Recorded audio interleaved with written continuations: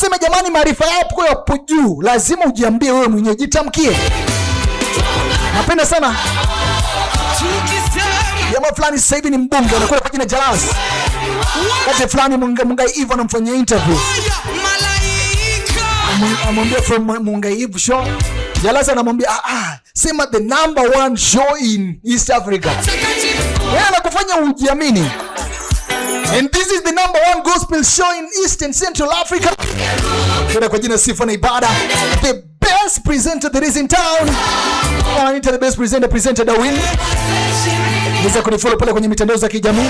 Alafu watu ambao hawajafollow College of Advanced Technology, basi follow, kwa sababu kila Jumatano sasa tutakuwa tunaanza saa 1 mpaka saa 2. Tutakuwa tunapiga live. Hii ndo tunaanza tu.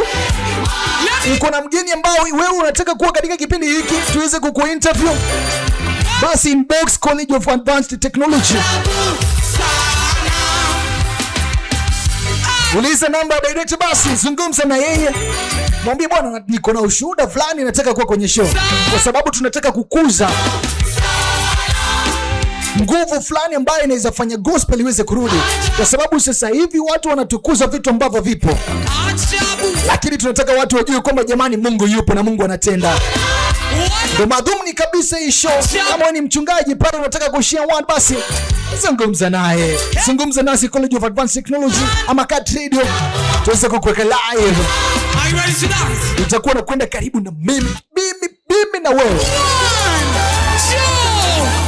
Alafu itabariki sana.